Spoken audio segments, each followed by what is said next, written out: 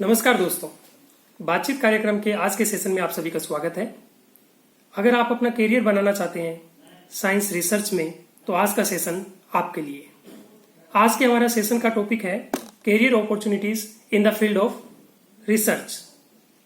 और आज हमारे बीच एक्सपर्ट के रूप में मौजूद है डॉक्टर अरूप कुमार मिश्रा, जिनकी खुद की स्टूडेंट लाइफ गुजरी है आईआईटी कानपुर में,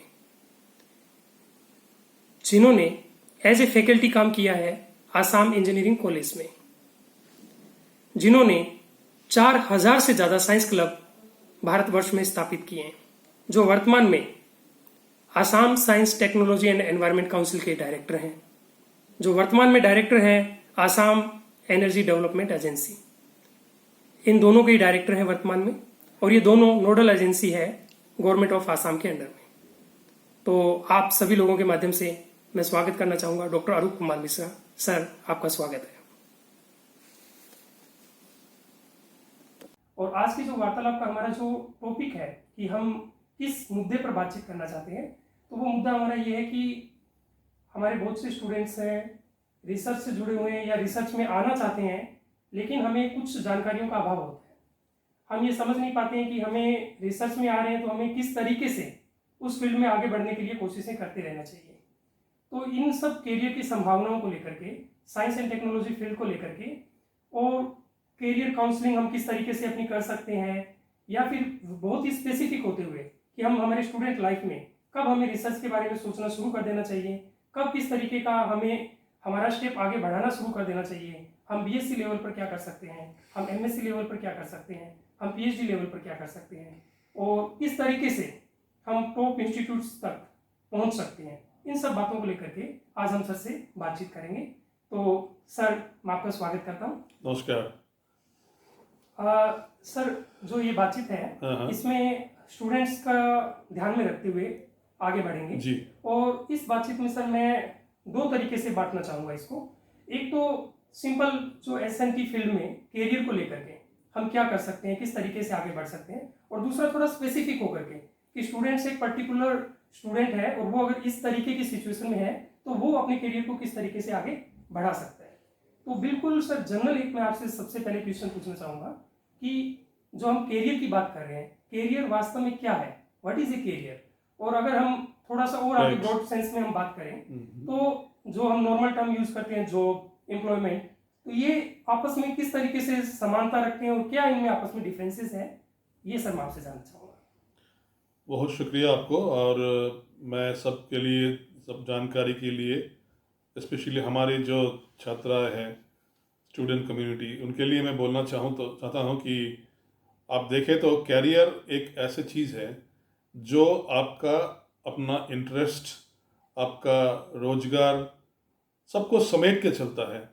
जॉब महज एक नौकरी है जिसमें आप एक टाइम पे ऑफिस जाते हो, आते हो, या घर से काम करते हो, क्योंकि आपको आपका अपना बिल भरना है, आपको आपका सारा महीने का खर्चा उठाना है, तो आपको जॉब चाहिए, नौकरी चाहिए। लेकिन कैरियर जो है, वो कैरियर बहुत ही अलग चीज़ है। वो एम्प्लॉयमेंट और जॉब से बहुत ऊपर की चीज़ है। जॉब में चाहे आपका इंटरेस्ट हो या ना हो, आपका रुचि, आपका सेटिस्फेक्शन हो या ना हो, आप तो करते रहते हो। लेकिन कैरियर ऐसी चीज़ है जहाँ हम बोलते हैं कि हमको पैसे की साथ साथ, या जो साधन हमको चाहिए उसके साथ साथ आपका पूरा एक मेंटल सेटिस्फेक्शन, आपका एक जो हम बोलते हैं परिपूर्णता जीवन में, वो सारा चीज़ हम मान के चलते हैं। तो मेरे हिसाब से career is a very big thing, और जॉब से ये कहीं बहुत ज़्यादा ऊपर है। और लोग जो कहते हैं कैरियर काउंसलिंग, मैंने बहुत देखा अपना ज़िंदगी में, मैं भी था स्टूडेंट कॉलेज में, स्कूल में। तो कैरियर काउंसलिंग जो है वो एक ऐसी चीज़ है जहां आपको मोटी मोटी चीज़ें बताई जाती है कि आप इंजीनियरिंग पढ़ना चाहते हो तो इस लाइन में जाइए, मेडिकल में इस लाइन में जाइए, लाइफ साइंस में, बायो साइंस में। कहीं नहीं ये बोलते हैं कि आपका जो है, आपका घर का वैल्यू सिस्टम क्या है, आपका एटीट्यूड क्या है, आप कैसे बड़े हुए हो, पले बड़े हो, किस माहौल में, घर में। तो ये सब जो है आपका पर्सनल लाइक्स, डिसलाइक, ये सब को लेके कोई कैरियर काउंसलर ज़्यादा टाइम वेस्ट नहीं करता। और हम लोग पैसा खर्चा करते हैं, बहुत सारा पैसे देकर हम लोग दे देते हैं। मैंने देखा है यहाँ गुवाहाटी में हो, गुवाहाटी से बाहर भी हो, जहाँ भी हो, बहुत सारा कैरियर काउंसलिंग इंस्टीट्यूशन है जो एक सामूहिक रूप से बहुत सारे 10-12 बच्चे को बिठा के अपना जो बात है वो कहते हैं, तो वहाँ क्या होता है, वो जो एक छोटी छोटी अपनापन होता है, एक जो हर एक बच्चे का एक होते हैं खूबियाँ या ज़रूरतें, वो कहीं दब जाते हैं, दैट गेट्स सप्रेस्ड। तो हमको ये भी ध्यान में रखना चाहिए। तो आपका जो पहला सवाल था उसका जवाब में मैं यही कहना चाहता हूँ, career is a holistic concept. इसमें बहुत सारा चीज़ें जुड़ी हुई हैं, ना कि बहुत लोग बोलते हैं कि ये जॉब में बहुत पैसा मिलता है। मैंने ऐसा देखा छात्र, मैं जब इंजीनियरिंग कॉलेज में था, अमेरिका से या यूरोप से बहुत सारे स्टूडेंट्स मुझे फ़ोन करके बोलते हैं, सर गुवाहाटी में या आसाम में या इंडिया में ऐसा कुछ ढूंढिए जो नौकरी जो हमको थोड़ा सा सेटिस्फेक्शन दे, या हम काम कर रहे हैं मशीन जैसा, मतलब काम करने में मज़ा आया हमको। Sir money is not a problem, पैसा नहीं चाहिए हमको, इतना जितना मिलता है इतना नहीं चाहिए, लाख रुपया हमको 1000 में भी चलेगा, लेकिन अपना घर का जो हमारे जो बुजुर्ग है, अभी माँ बाप मेरे बूढ़ा हो रहे हैं, भाई बहन हैं, अपनापन है, अपना सोसाइटी है, समाज है, ये सब लेके हम चलना चाहते हैं। तो ये इसी में आप फ़र्क ढूंढ सकते हो कि कैरियर क्या है और जॉब क्या है। तो सर इस तरीके से ये समझ सकते हैं इसको, जो जॉब और एम्प्लॉयमेंट की हम बात करते हैं वो जीविका से जुड़ा हुआ एक ऐसा मुद्दा है जो हमें करना पड़ता है। और कैरियर एक ऐसी चीज है जिसमें हम दिल से जुड़ते हैं, इमोशन से जुड़ते हैं, इमोशनल अटैचमेंट ढूंढना पड़ता है, कैरियर ढूंढना पड़ता है। और अगर किसी का जॉब और कैरियर दोनों एक ही चीज हो जाए तो बहुत ही आनंद वाली बात। हमारे स्टूडेंट्स लोग देखे हो, कितने सारे हिंदी मूवीज में कितने सारे लोग सब हम लोग देखते हैं। सबसे बढ़िया जो एक हिंदी सिनेमा है मेरा हमेशा ही मेरा आता है ध्यान में, वो है 3 इडियट्स। फोर्थ ईयर में आके एक बंदा वो इंजीनियरिंग छोड़ के वाइल्ड लाइफ फोटोग्राफी में चलते हैं। क्यों? बिकॉज उनका दिल जुड़े हुए हैं वहाँ। हाँ, वो जंगल में जाके उसका वाइल्ड लाइफ के पीछे भागना, फोटोग्राफी करना उसका, तो वो अपना पापा को बोलता है कि मैं इंजीनियर बन जाऊंगा, बहुत गंदा इंजीनियर बनूंगा, मेरे से काम नहीं हो पाएगा, मुझे खुशी नहीं मिलेगी। बिल्कुल सर। इससे बढ़िया एग्जाम्पल है ही नहीं एक्चुअली हम लोगों का। Yes sir. तो ये है कैरियर। सर आपने कैरियर के बारे में बहुत कुछ हमें बताया। अभी मैं सर इससे आगे आपसे पूछना चाहता हूँ कि अभी मैं कैरियर को थोड़ा स्पेसिफिक करना चाहता हूँ कि जो एसएनटी फील्ड में, साइंस एंड टेक्नोलॉजी के फील्ड में अपने कैरियर को देखते हैं और उसमें थोड़ा अपना इमोशनल अटैचमेंट को, जुड़ाव को पाते हैं, उनके लिए सर मैं पूछना चाहूँगा कि इसमें एसएनटी फील्ड में कैरियर की जो इमर्जिंग कैरियर ऑप्शंस है वो क्या है सर? देखिए, हम अगर पिछले सदी तक वापस जाएं 20th सेंचुरी, उसमें सभी कहते थे कि the first 50 years will belong to physics and physical sciences। Yes sir. अब हमने कंप्यूटर साइंस, इलेक्ट्रॉनिक्स को देखा और हमने आइंस्टाइन को भी देखा। 20th century first half was Einstein. उसके बाद लोगों ने कहना शुरू किया कि अभी केमिस्ट्री में, बायोलॉजिकल साइंसेज में काफ़ी कुछ बाकी है। तो फिजिक्स का एक सैचुरेशन पॉइंट्स आ गया था 1950-60s में। तो हमने देखा कि दूसरी हिस्से में 20th सेंचुरी का काफ़ी कुछ डेवलपमेंट हुआ in the field of chemistry, chemical sciences. और लोग उस समय ही बोलना शुरू कर दिया था कि अभी आबादी बहुत देश में, दुनिया में बढ़ रही है, इट विल क्रॉस 7 बिलियन। और 21वीं सदी में हमको ये देखना पड़ेगा कि कैसे हम मैक्सिमम लोगों को जो बेसिक नीड है, हम बोलते हैं basic human need, housing, food and shelter and clothing, ये जो है ह्यूमन नेसेसिटी, वो कैसे हम उपलब्ध कराएं। तो इसीलिए तभी ये बोल दिया था कि biotechnology and biosciences will be getting a better platform as compare to physical science and chemical science. लेकिन मुझे जो देखना पड़ा, अभी 20 साल तो हो गया इस सदी का, अभी 20 साल हमने तय किया, हमको देखने मिलता है कि अभी कोई भी एक साइंटिफिक डिसिप्लिन अकेले कुछ नहीं कर सकता है। The whole world has become interdisciplinary in nature. आप इंटरडिसिप्लिनरी कहे या मल्टीडिसिप्लिनरी कहे, एक साथ आना होता है। अभी हम लोग जब चलते हैं कोई एनवायरमेंटल इम्पैक्ट असेसमेंट करने के लिए, कोई बड़ा प्रोजेक्ट आ रहा है, मान लीजिए कोई बड़ा एयरपोर्ट बन रही है, कोई खुदाई हो रहा है कुछ पेट्रोलियम के लिए, या कोई बड़ा इंडस्ट्री आ रहा है, केमिकल इंडस्ट्री, तो जहां हम EIA करते हैं कि संभावनाएं क्या हैं, पहले का क्या था, अभी क्या होगा, इंडस्ट्री आने के बाद पूरा माहौल में क्या परिवर्तन आएगी, एनवायरमेंट कैसे इम्पैक्ट होगा। तो आजकल हमारे जो टीम होते हैं, वो पहले नहीं था, आजकल टीम बनता है, वहाँ इन्वेरिएबली एक एंथ्रोपोलॉजी, एक सोशियोलॉजी, एक इकोनॉमिक्स का बंदा रहता है, members. We always take them into on board. खाली इंजीनियर से या साइंटिस्ट से काम नहीं चलता। तो दैट इटसेल्फ ये प्रूफ करता है कि world is always going towards a multi disciplinary, बहुविभागीय, multidisciplinary type of concept as a team. तो ये तो है एक बात। दूसरी बात, अभी आप अगर अभी जो हम लोग जिस माहौल से अभी हम लोग गुजर रहे हैं, अभी उसको देख लीजिए। ये कोविड-19 का स्केयर, यस सर, जिसको हम इन ए ब्रॉड सेंस बोल सकते हैं, कोविड-19 तो हिस्ट्री में एक छोटा सा हिस्सा बन के रह जाएगा। यस सर, इससे भी बड़ा प्रॉब्लम हुआ था 1918-1919 में, जब पूरा स्पेनिश फ्लू से दुनिया में 5 करोड़ लोगों का एक पूरा इफेक्ट हुआ था। Yes sir, it is much bigger, बहुत बहुत बड़ा था उसका।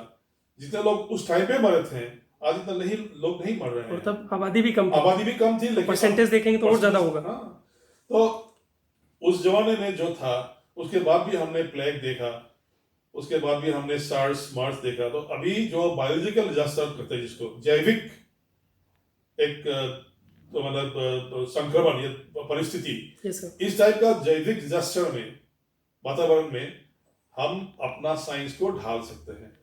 और इसी में आपका नेक्स्ट जनरेशन का जो है भविष्य जुड़ा हुआ है। अभी देखिए, नेशन कॉन्सेप्ट जो है, देश का कॉन्सेप्ट, वो धीरे धीरे नहीं रहेगा। कुछ टाइम के बाद it will B global village. Already वो आया था, इंटरनेट से आ गया था, गूगल से आ गया था, सब आ गया था, लेकिन अभी और जोर शोर से इसका जो हो मुद्दा बढ़ेगा। दुनिया में अभी लोग कहते हैं कि पूरा दुनिया भर का साइंटिस्ट और इंजीनियर जो आज खोज कर रहे हैं, आज खोजबीन रिसर्च कर रहे हैं साइंस में, maximum is towards only one issue, that is corona, covid. तो ये जो है स्टाइल, नया ट्रेंड, वो कुछ दिन तक रहेगा।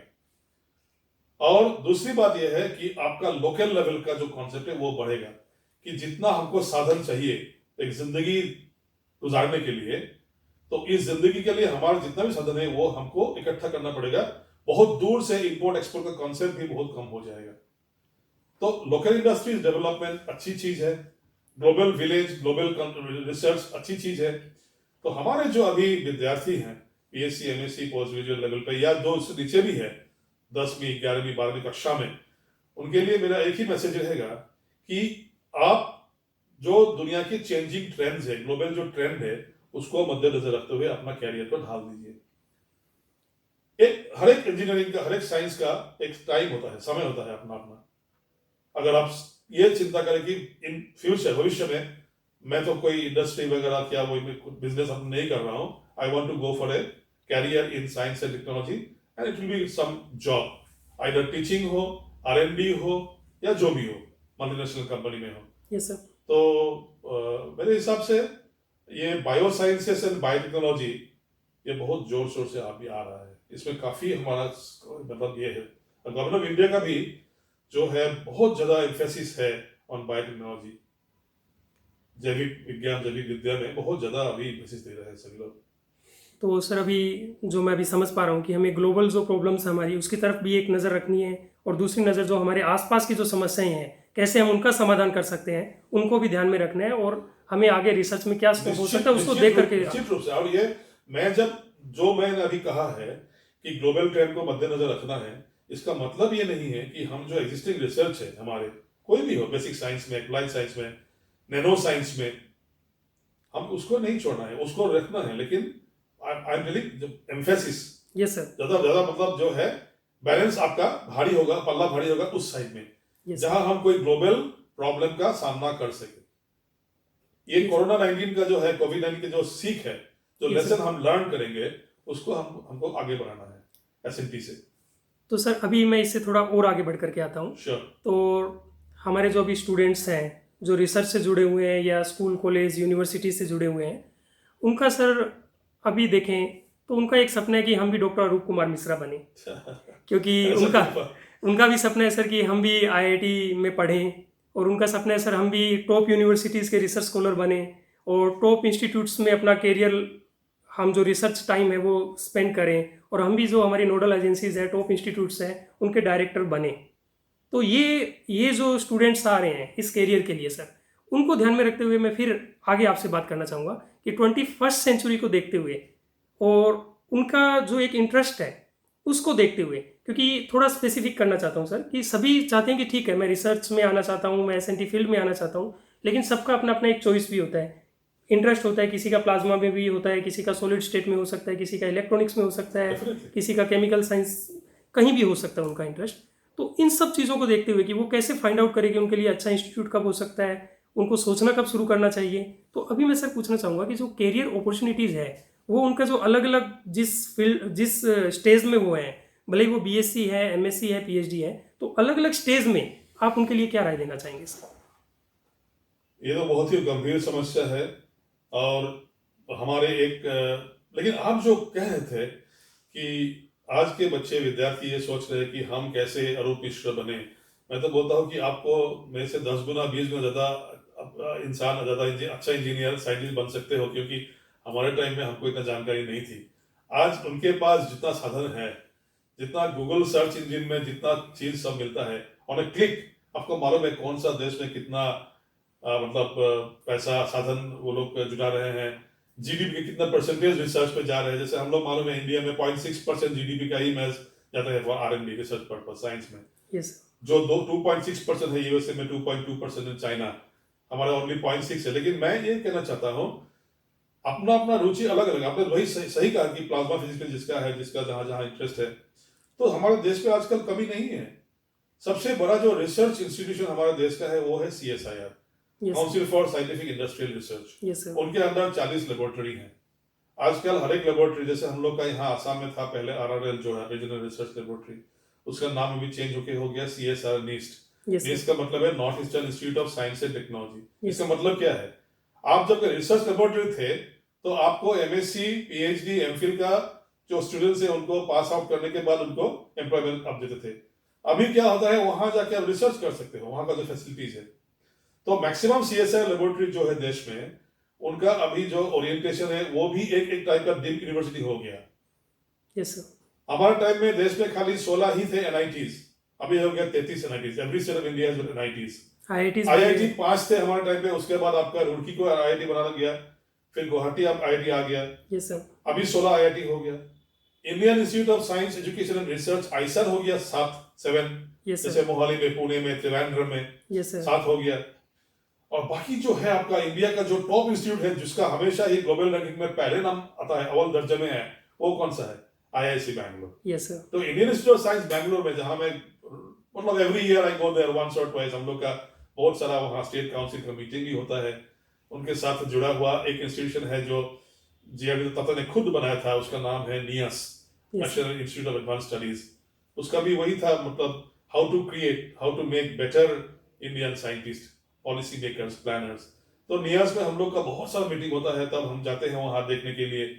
हमारे जो आसाम के बच्चे हैं या हमारे जो दोस्त हैं वहाँ, तो वो लोग दिखाते हैं।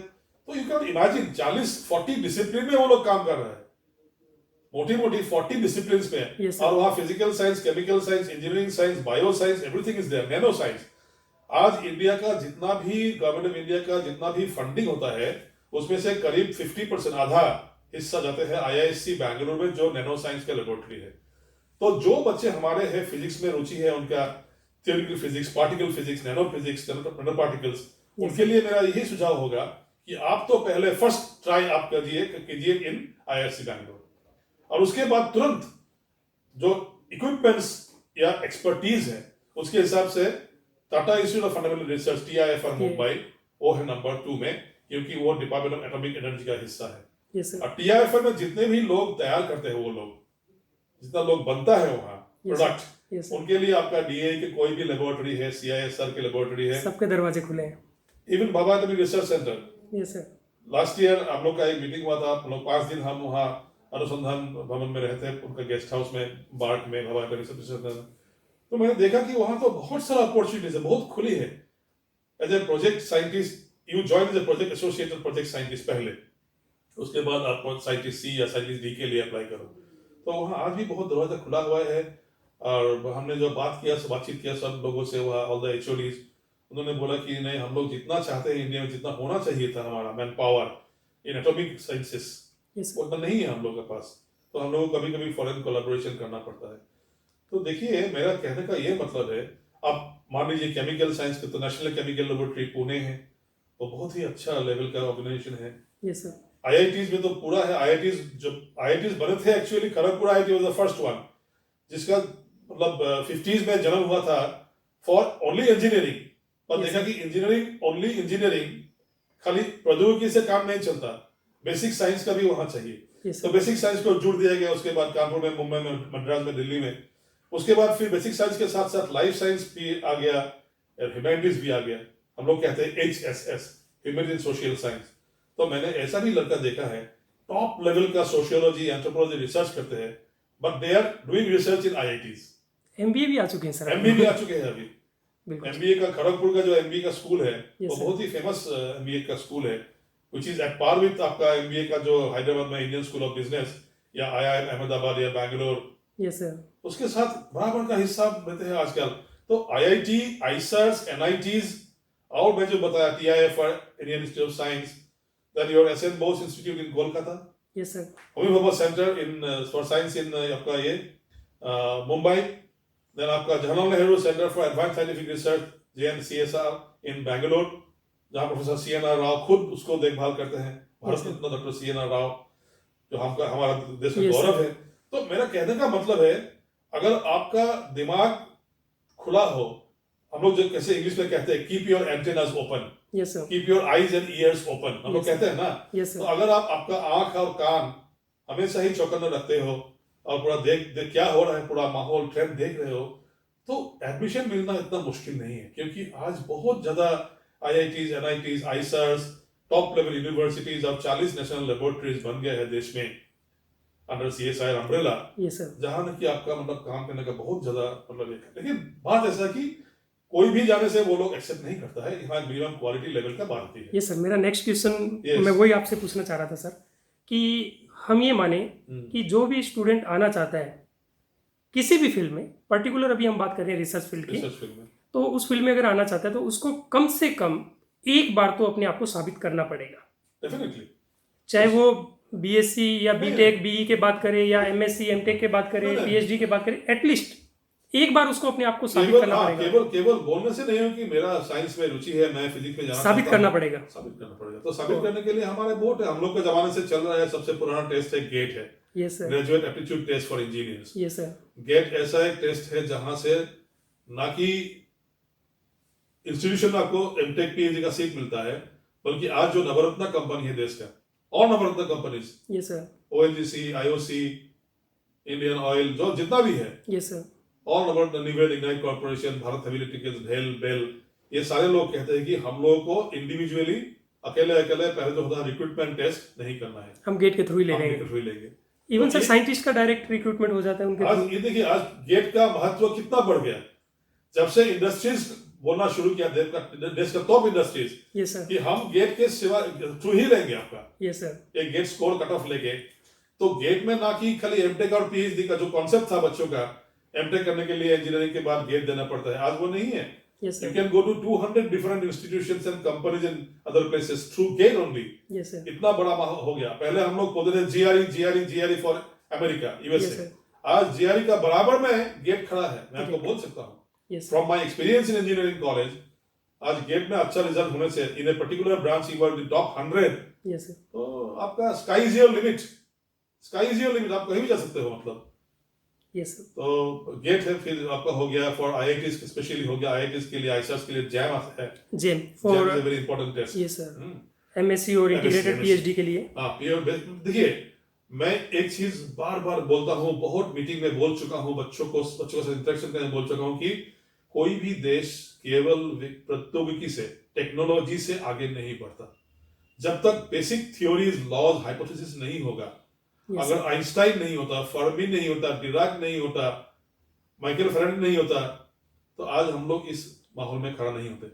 Thomas Alva Edison was making inventions, yes sir, he was an innovator and inventor, लेकिन उसके पीछे भी एक साइंस है, फंडामेंटल रिसर्च भी जरूरी है सर। रिसर्च जरूरी है, बेसिक साइंस पे। तो जैम जो है, जैम आने के बाद ये बहुत सारा हो गया। उससे जैम से पहले जो था वो था आपका नेट था, yes sir, NET JRF, national eligibility test for JRF। NET का दो मतलब इसका दो ये है, पहलू है। Yes, पहला पहलू है कि आप टीचिंग में जाना चाहते हो डायरेक्टली, यस सर, तो नेट या स्लेट, तो स्लेट गवर्नमेंट लेवल पे स्लेट होता है, यस सर, नेट या स्लेट को क्लियर करना पड़ेगा to become a lecturer, teacher.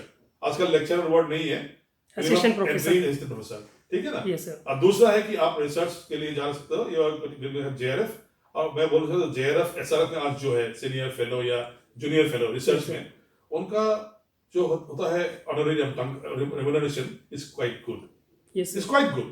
पहले एक जमाने में था कि रिसर्च की पैसे से घर नहीं चलता, पापा को मांगना पड़ता है पैसा कि पापा पैसा भेजो, पूरा महीना जाता नहीं पार होके। अभी नहीं है ऐसा। They get house rent, they get other allowances, book grant, research grant, going to the international level conference। तो मैंने देखा है फ्रॉम गुड इंस्टीट्यूशन में, जो नाम लिया मैं इंडिया का टॉप इंस्टीट्यूशंस का, उसमें से JRF SRF करके लोग बहुत ऊपर गए हैं। तो आपका फील्ड का ऊपर डिपेंड करता है। इसी में सर मैं ये पूछना चाह रहा था आपसे, जैसे एक नॉर्मल जो एक स्टूडेंट्स की जो बात आती है वो ये आती है कि जब हम R&D फील्ड में जाते हैं, रिसर्च में जाते हैं, तो उसमें टाइम बहुत लगता है। ठीक है सर, तो टाइम लगने के कारण हम सर्वाइव कैसे करें उस ड्यूरेशन तक? हम घर वालों से पैसा नहीं मांग सकते, तो उस कंडीशन में अगर हम नेट JRF की बात करें, जूनियर रिसर्च स्कॉलरशिप की बात करें, SRF की बात करें, या किसी भी एग्जाम के थ्रू, चाहे वो गेट के थ्रू उनको स्कॉलरशिप मिल रही है, इंस्टीट्यूट के थ्रू, ये एक बहुत ही अच्छी चीज हो सकती है। गेट है, JRF SRF है, जेस्ट है, JEST जेस्ट है, आपका जैम है, तो ये सब जितना भी एग्जाम्स है। फिर आपका एक चीज तो हम पहले ही बोलना चाहिए था मुझे, क्योंकि मैं पहले भी जुड़ा हुआ हूँ DST से, मैंने 3.5 साल निकाला मेरा जिंदगी का DST में, विज्ञान प्रसार में। तो वहाँ जो इंस्पायर का फेलोशिप है वो भी एक बहुत बड़ा चीज है। फिर जवाहरलाल नेहरू फेलोशिप है। ऐसा देश में बहुत सारा है। टाटा का ट्रस्ट है, दोराब जी टाटा ट्रस्ट है। तो अगर मान लीजिए आप जो कह रहे हो, किसी का थोड़ा आर्थिक या इकोनॉमिक कंडीशन थोड़ा ये है, वीक है, तो उनको बिल्कुल डिप्रेस नहीं होना चाहिए। आपको ये जो रिसर्च फील्ड है, और दूसरी बात मैं ये कहना चाहता हूँ कि रिसर्च में ज्यादा टाइम नहीं लगना चाहिए। मैंने कुछ लोगों से बात किया था, अभी रिसेंटली एक हार्वर्ड के प्रोफेसर से मेरे बातचीत हुई थी। उन्होंने कहा कि इंडिया में आप लोग इतना टाइम क्यों रखते हो, 7 साल 8 साल एक बंदे को आप क्यों रोकते हो for PhD? PhD should be like BSc MSc और BTech, it should be a time bound program. आप 3 साल या मैक्सिमम 4 साल उसमें क्यों बाहर निकालते हो? लेकिन मैं जब था कानपुर आए थे, मैं हॉस्टल में, मेरा ऐसे ही कुछ दोस्त था, इतना डिप्रेस था। वो बोल रहे थे कि मेरा भाई अभी 10 साल होने वाला है, गाइड बोल रहा है कि कुछ रिजल्ट नहीं आया, तुम और करो। तो ये माहौल आज नहीं है Soni, today we are changing. हम लोग ज्यादातर अभी जो है वेस्टर्न मॉडल जो है, जो अच्छी चीजें हैं वेस्टर्न मॉडल का, अच्छे स्टेट लेवल या private universities of UK, USA, Canada, France, Germany, उनका मॉडल हम फॉलो करते हैं। और हम ये बार बार कहते हैं ऑल प्लेटफॉर्म में कि PhD research degree should be time bound degree, it should not drag on. ये ड्रैग करके हमको आगे नहीं ले सकते। अगर ड्रैग करते रहे तो आप जो बोल रहे हो कि घर में पैसा मांगना पड़ता है रिसर्च करने के लिए, JRF से काफी नहीं है या SRF से काफी नहीं है, वो माहौल, वो स्थिति खड़ा हो जाएगा। तो जो रिसर्च कर रहे हैं मेरे जो मित्रों, अभी जो विद्यार्थी अभी जाएंगे MSc में, MPhil में, PhD में, पोस्ट डॉक में, मैं आपसे ये गुजारिश करता हूं कि आप भी ये देख लो, जब आप स्टेप कदम रखोगे पहले, तभी आपको देखना है फ्यूचर में क्या हो रहा है, 3 साल में, 4 साल में मैं क्या, कहाँ रहूंगा, क्या करूंगा, और उसको बड़ी सफाई से आपका गाइड के साथ डिस्कस करना है। आपको बोलना है कि मैं आई कैन नॉट अफोर्ड, मैं 8 साल तक यहाँ नहीं रहना चाहता हूँ, I have to start my career, I have to start my job, whatever I have to start, so मुझे आप यहाँ से निकालना पड़ेगा आपको। Yes sir.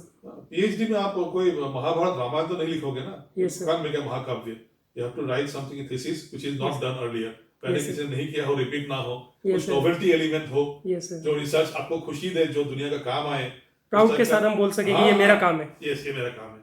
तो वही तो रिसर्च है। हम लोग बहुत ऊपर उसको ले गया, और फिर कुछ लोगों ने इसका नाजायज फायदा उठाया। I am sorry to use this word. आप भी एक प्रोफेसर थे, लेकिन अभी हम देख रहे हैं कि बहुत सारे लड़के कभी कभी बहुत फ्रस्ट्रेशन में आते हैं, और उसका कारण है कि गाइड उनको नहीं, ग्रीन सिग्नल नहीं दे रहा कि सबमिट करो और जाओ। तो ये होना चाहिए, और इसके लिए कैरियर इज मोस्ट इंपॉर्टेंट। मैं जब बार बार बोल रहा हूँ कि कैरियर काउंसलर आपको 10 रास्ता दिखाएगा, कौन सा रास्ता जाना है आपको तय करना पड़ेगा। सिमिलरली रिसर्च फील्ड में भी it is your work, your baby, आपको तय करना पड़ेगा कि आप कहाँ जाओगे, कैसे जाओगे। उसमें गाइड महज एक हो गया सुपरवाइजरी लेवल पे, उनसे आप मिलो, जरूर मिलो, लेकिन काम आपका अपना है, और आपको डिसाइड करना आपका फ्यूचर कैसा होगा। It is possible. अच्छा सर, अभी जैसे करियर काउंसलर की जो बात कर रहे हैं सर, इसमें मैं एक चीज़ और पूछना चाहता हूँ। जैसे हमारे देश के जो टॉप लेवल के जो साइंटिस्ट हैं, जो कि उनके लिए बहुत अच्छे तरीके से सजेशन दे सकते हैं, उनके लिए मार्गदर्शन दे सकते हैं, बच्चों के लिए, स्टूडेंट्स के लिए, स्कॉलर्स के लिए, तो सर उनको ज़्यादा से ज़्यादा आगे आना चाहिए। डेफिनेटली कुछ लोग आ भी रहे हैं, ये सर ऐसा नहीं है बहुत, हाँ सर बिल्कुल, हमारे पास एग्जांपल्स भी है, लेकिन वो फिर भी और बढ़ाने की जरूरत है सर, बहुत बढ़िया। अभी आप ताकि कोई मिसगाइड नहीं हो सके। आप ये मुद्दा क्योंकि ला रहे हो तो मैं इसीलिए बोलना चाहता हूँ, हमारे जो इंडिया में अभी ओल्डेस्ट केमिकल इंजीनियर जिसको हम कहते हैं कि इंडिया का ओल्डेस्ट केमिकल इंजीनियर है प्रोफेसर मनमोहन शर्मा फ्रॉम मुंबई, पद्म विभूषण, उनका नाम भी भारत रत्न के लिए एक बार हुआ था कंसल्टेशन, नहीं मेरा ठीक है, इज पद्म विभूषण। जिंदगी भर उन्होंने खाली केमिकल इंजीनियरिंग स्टडीज के लिए डेवलप किया। अभी 85 साल में 85 ईयर्स में वो बोल रहे हैं कि मैं केमिकल इंजीनियरिंग स्टूडेंट्स के साथ I want to be in touch. तो ऑनलाइन उनका जो है वहां से शर्मा जी अभी दुनिया भर के लोगों को, इंडिया का क्या बाहर से भी लोग उनको पूछ रहे हैं कि कुछ फील्ड पॉलीमर साइंस में अच्छा रहेगा या ऑप्टिकल फाइबर में अच्छा रहेगा या हम पेट्रोलियम में जाएं, because petroleum industry also is उसका भी एक बहुत बड़ा ये हुआ है, चेंज ओवर आ रहा है। तो पुराना जो था ड्रिलिंग रिग था उससे काम नहीं चल रहा है। तो ऐसे अगर एम शर्मा जैसा और लोग आए, जैसे मशिनकर साहब है, दोराई स्वामी साहब है, या सीसीएमबी का हैदराबाद का फॉर्मर डायरेक्टर है डॉक्टर सुब्रमण्यम, ये सब अगर लोग बाहर आए उभर के, इंडिया में हम एक टीम बनाए कि ये 20 जो है top level Indian scientist, highly awarded, very knowledgeable, global एक आउटलुक है उनके अंदर, ऐसे लोग आने से जो कैरियर काउंसलर है, जो महज पैसे के लिए फीस देके काम करते हैं, आपका हाफ एन आवर टाइम हो गया, 500 रुपए दीजिए, 1000 रुपए दीजिए, इस टाइप का चीज नहीं रहेंगे। मतलब सर हमको बहुत सारे प्रोफेसर यशपाल चाहिए, और बहुत यशपाल साहब जब थे तब तो उन्होंने बहुत सारा इंटरेक्शन किया और बच्चों के साथ। हम भी कितने खुशनसीब है कि उनके साथ इकट्ठा काम किया विज्ञान प्रसार में, चिल्ड्रन साइंस कांग्रेस में, डॉक्टर कलाम के साथ, डॉक्टर यशपाल के साथ हमने बहुत मीटिंग में साथ साथ हम लोग बैठे स्टेज में। तो ये जो है एक अनुभव, उससे मुझे लगता है कि हाँ, हम लोग अगर टॉप लेवल साइंटिस्ट का एक्सपीरियंस या एक्सपर्टीज को हम काम लाएं और उनसे हम बच्चों को कहलाएं कि ये क्या है, कैसा हो सकता है, तब ये आपका जो चीप लेवल का जो है, cheap level of career counselling वो खत्म हो जाएगा। अच्छा सर, इसमें मैं एक चीज़ और पूछना चाहता हूँ आपसे, जैसे अभी हम मतलब इंटरेस्ट की भी बात करें कि सभी स्टूडेंट्स के, स्कॉलर के अपने अपने इंटरेस्ट होते हैं, अलग अलग फील्ड में वो काम करना चाहते हैं, और इंस्टीट्यूट्स की भी बात करें कि हर फील्ड में अलग अलग इंस्टीट्यूट है जिनका अपना एक नाम है, ठीक है सर। तो इसके लिए सर मैं ये पूछना चाहूँ, जैसे मतलब जेस्ट के थ्रू जो रिसर्च लेबोरेटरीज है, मतलब इसको सर्च करना बहुत ईजी है सर, जेस्ट इंस्टीट्यूट डालेंगे गूगल में, हमारे पास पूरी लिस्ट आ जाएगी, पूरी लिस्ट आ जाएगी सर, IITs आ जाएगी। तो ये सर एक अच्छा मतलब तरीका हो सकता है कि मेरा इसमें इंटरेस्ट है और इसके लिए अच्छा इंस्टीट्यूट कौन सा है। ये तो बोलना चाहूंगा, ये तो फर्स्ट स्टेप है। आप किसी को भी मत पूछिए, आपका बड़े भाई, आपका पिता माता, आपका टीचर, किसी को कंसल्ट ना करते हुए आपने अगर अपना इंटरेस्ट जो फील्ड में काम करोगे वो तय कर लिया, फिर गूगल सर्च में चला गया, और जैसे आप बोल रहे हो कि JEST इंस्टीट्यूट, महज JEST इंस्टीट्यूट से काम हो जाएगा, all the institution list will come together, और फिर मैं इसमें फील्ड्स में भी आएगा कौन सा फील्ड में ये इंस्टीट्यूशन। मैं नेक्स्ट वही पूछना चाह रहा हूँ सर, जैसे मतलब पर्टिकुलर हमने 2-4 इंस्टीट्यूट देख लिए कि मेरा इंटरेस्ट में ये वाले इंस्टीट्यूट मैच कर रहे हैं, अभी मुझे यहीं जाना है, उसके बाद का स्टेप ये होना चाहिए सर, वहाँ जो साइंटिस्ट काम कर रहे हैं उनका पूरा प्रोफाइल देखा जाए, एक एक का प्रोफाइल चेक किया जाए, कौन सा क्या काम कर रहा है। इंजीनियरिंग डिसिप्लिन में आज भी अगर आप कोई एवरेज इंडियन को पूछिए जो जिसका केमिकल इंजीनियरिंग का जानकारी है, क्योंकि केमिकल मेरा बेसिक सब्जेक्ट है, यस सर, कोई नहीं बोलेगा कि आप 16 IIT जाइए, आपको बोलेगा सीट अगर मिलता है तो you go to ICT Mumbai, institute of chemical technology Mumbai, yes sir, जिसको प्रोफेसर MM शर्मा ने जिंदगी भर नरिश किया, उसको देखभाल करके उसको बड़ा किया। तो ICT Mumbai globally actually Mumbai IIT या मद्रास IIT या दिल्ली IIT से केमिकल से भी ऊपर है। तो इट्स वेरी ट्रू। आप हर एक चीज में, आप सत्येंद्रनाथ बोस इंस्टीट्यूट बोलिए कलकत्ता में, वहां if you go for biotech research और बायो साइंस रिसर्च वो अच्छा होगा। Yes sir. नैनो साइंस बोलिए IISc बैंगलोर में अच्छा होगा। Yes sir. Mechanical engineering Durgapur में आपका बहुत बड़ा लेबोरेटरी है, central mechanical engineering research institute CMERI। NRDC का टेक्नोलॉजी जो है आज 200 से ज्यादा टेक्नोलॉजी इस कोविड-19 के दौरान उन्होंने मार्केट में छोड़ दिया है, yes sir, scale up and commercialisation के लिए। तो every institution has got the strength, हर एक इंस्टीट्यूट का अपना स्ट्रेंथ है। हमारे जमाने में Kanpur IIT was top in electronics and computer science.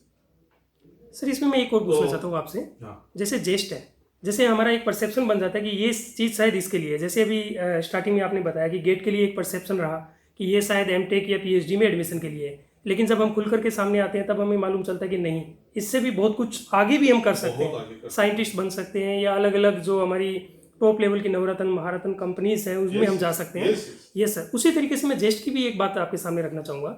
इसमें सर एमएससी के लिए एडमिशन ले सकते हैं, हाँ, इंटीग्रेटेड पीएचडी एमएससी, मतलब इसके लिए जो मिनिमम क्वालिफिकेशन है वो बीएससी या बीई बीटेक है, और काफ़ी इंस्टीट्यूट्स हैं टॉप लेवल के जो उसमें इंटीग्रेटेड कोर्सेज के लिए हमको एडमिशन देते हैं। तो सर बीएससी लेवल पर ही अगर जिनका मतलब फाइनेंशियल बैकग्राउंड अगर हम देखें, ज़्यादा जिनको स्ट्रगल करना पड़ रहा है, उनके लिए ये सबसे अच्छा ऑप्शन मान सकते हैं sir. Yes yes, JEST is very good for that, क्योंकि स्कॉलरशिप भी रहेगा सर। स्कॉलरशिप भी रहेगा वहाँ। Yes sir. और जेस्ट का जितना आपका ब्रॉड एरिया है, जो कैनवस हम बोलते हैं ना, कैनवस, यस सर। वो कैनवस जेस्ट का जितना बड़ा है वो शायद आईआईटी आईएसआर में भी इतना नहीं है। जेस्ट के अंदर इतना लेबोरेटरीज जुड़ रहे हैं, इतना इतना अभी नए नए इंस्टीट्यूशन लेबोरेटरीज जुड़ गए हैं, तो जेस्ट के अंदर हमको देखा, मतलब starting from all type of things, talk about scientific policy, आप साइंस पॉलिसी का बात करो, या साइंटिफिक जो some people want to go for policy research, yes sir. तो नियास है आईआईसी बेंगलुरु में, आपका हुई बाबा सेंटर है इन मुंबई। यस तो अपनापन खूबियां सबका ही है, सबका ही है, खाली एटॉमिक रिसर्च या आपका स्पेस रिसर्च ही नहीं है, सबके लिए है। एरोस्पेस का हो या मतलब दूसरा फील्ड में हो, तो ये बड़ी आसान है। Yes sir. आपका आपका अपना फील्ड डाल दो, जस्ट इंस्टीट्यूशंस डाल दो, you will get within a few hours time, आप एक मतलब अपना जो फर्स्ट ड्राफ्ट है आप तैयार कर सकते यस हो। सर, वहाँ काम करने वाले फिर फैकल्टीज के प्रोफाइल में मतलब नेक्स्ट स्टेप में वहाँ तक नेक्स्ट स्टेप में आपको आजकल हर एक लेबोरेटरी में कोई ना कोई होता है, जब हम लोग करते हैं ना, जब बैंकिंग में जो होता है ओम्बड्समैन, यस सर। यहाँ टेक्निकल इंस्टीट्यूशन में भी कुछ होता है जो पीआरओ का काम करते हैं, yes sir. They are scientist. Yes sir. पहले जैसा वो एमबीए पास किया हुआ आदमी नहीं है, मैक्सिमम साइंटिस्ट। अभी पिछले हफ्ते में एक असम का एक लड़का है, वो ही is trying to go for higher studies in Netherlands, तो वहाँ एक प्रोफेसर का नाम दिया हुआ है, please contact professor so and so in this technical university for all your future query. Yes sir. तो मतलब मैं जो आपको कहना चाहता हूं, इसका मतलब यही है कि इंटरनेट टेक्नोलॉजी, कम्युनिकेशन टेक्नोलॉजी के साथ साथ सारे मुद्दे खुल के बाहर आ रहे हैं, कोई भी चीज हिडन नहीं है, यस सब खुला है, आपको एवरीथिंग मिलेगा on in the internet site and in the particular institution जो है उनका प्रोस्पेक्टस, उसमें सब चीज मिलता है, everything you can get there. और सर एक चीज और, रिसर्च फील्ड में काम करने के लिए कब सोचना शुरू करना सबसे बेहतरीन रहेगा? 12th लेवल पर, 10th लेवल पर, बीएससी, मतलब ये एक नॉर्मल हर स्टूडेंट का एक क्वेश्चन रहता है। कौन सा रिसर्च बोल रहे हो, जो हाई लेवल का PhD research? Yes sir, yes sir. जैसे मतलब कोई PhD चाहता है कि research मुझे actually साइंटिस्ट, हाँ, सर हमारे एक नॉर्मल क्वेश्चन रहता है कि मुझे साइंटिस्ट बनना है, तो उसके लिए मतलब किस लेवल से उनको मेहनत करना शुरू करना होगा? देखिए, हम अगर वेस्टर्न मॉडल में जाएं, वेस्टर्न मॉडल जितना भी मैंने स्टडी किया, ऑस्ट्रेलिया का या न्यूजीलैंड का, पर्सनली मैं विजिट भी किया हूँ बहुत सारे लेबोरेटरीज अमेरिका में, वहाँ एक चीज देखा, क्लास 9th के बाद जब 10th के बच्चे आते हैं तब उनका एक एप्टीट्यूड टेस्ट होता है, उसी में पता चलता है कि बच्चे का कौन सा साइंस में, कौन सा साइंटिफिक फील्ड या टेक्नोलॉजी में उनका रुचि है। तो हमारे इंडिया में 9th इज अर्ली, कम से कम 10th के बाद जो 11th 12th में आएंगे हायर सेकेंडरी लेवल पे, प्लस 2 लेवल पे, मैं सोचता हूँ प्लस 2 लेवल पे उनको एक ओरिएंटेशन मिलना चाहिए, and that is the objective of inspire fellowship देना। और इंस्पायर फेलोशिप मिलने के बाद उन बच्चों को, हर एक इंडियन स्टेट का टॉप 1% बच्चों को जो ले जाते हैं लेबोरेटरी में एक्सपोजर के लिए, कोई आईआईटी में, नेशनल लैब में, उसका मेन ऑब्जेक्टिव यही है कि आपको रिसर्च फील्ड अभी दिखाई दे। बीएससी पास करने के बाद एमएससी का सीट को लेके आप दौड़ भाग कर रहे हो, कहाँ मिलेगा, क्या होगा, स्कॉलरशिप मिलेगा नहीं मिलेगा, और एमएससी पास करने के बाद तो इट्स टू लेट मेरे हिसाब से। तो मेरे हिसाब से, अगर जैसे पर्सनल ओपिनियन, हाँ आप लोग डिफर कर सकते हो, लेकिन मेरे हिसाब से प्लस 2 लेवल पे ही एक बच्चे का इंटेलिजेंस लेवल, उसका एप्टीट्यूड लेवल, उसका वैल्यू सिस्टम, वो सारा पैरामीटर्स लेके डिसाइड करना पड़ेगा कि ये बच्चा रिसर्च में कौन सा फील्ड में जाना चाहिए और क्यों जाना चाहिए। और सर अभी जो साइंटिस्ट बनना चाहते हैं या इस एसएनटी फील्ड में आना चाहते हैं, उनके लिए सर आपकी तरफ से कोई अंतिम संदेश? पूरा तो आप देना चाहेंगे डिस्कशन में तो मैं आपको बोल ही रहा हूँ, साइंटिस्ट बनने के लिए आपको बहुत ज़्यादा, हम लोग बोलते हैं ना, एक मार्कशीट नाम का चीज़ है छोटा सा, वो marksheet is not required for scientist. आप आइंस्टाइन का लाइफ देखें तो उनका एकेडमिक रिजल्ट अच्छा नहीं था, लेकिन ऑब्जर्वेशन बहुत तेज था उनका। ऑब्जर्वेशन उनका जो था, एक निष्कर्षण निकालना किसी भी चीज़ का और बड़े माइन्यूटली ऑब्जर्व करना, ये बहुत स्ट्रांग था आइंस्टाइन का। आप जानते हैं एनसाइक्लोपीडिया ब्रिटानिका, एनसाइक्लोपीडिया अमेरिकाना, जो कभी मतलब एक चीज को एक टाइप पेश नहीं करते हैं, ये दोनों राइवल है। एक चीज में ये दोनों एनसाइक्लोपीडिया दोनों देश का इकट्ठा आए हैं उभर के, वो है who is the greatest experimental scientist in the world, Michael Faraday. Yes sir. यहाँ भी फैराडे, वहां भी फैराडे। फैराडे क्या था? He was washing bottle. Yes. Laboratory में वो अपना रोजगार के लिए, रोजी रोटी के लिए वॉश करता था लेबोरेटरी में बॉटल। तो उसको देखा, फर्मी ने देखा, दूसरे लोगों ने देखा कि ये बंदा तो ठीक रहेगा, इसको थोड़ा सिखाया जाए। तो साइंटिस्ट बनने के लिए सबसे जरूरी चीज है आपका बड़ा तेज एक दिमाग, और आपका एक्सपेरिमेंट में कुछ मतलब काम करना, ऑब्जर्वेशन बहुत शार्प होना चाहिए। आपको मार्कशीट से कोई लेन देन नहीं है। मार्कशीट आज हमारे लिए जरूरी होगा क्योंकि आपको सीट मिलने के लिए मिनिमम एक चाहिए, मिनिमम क्राइटेरिया पूरा।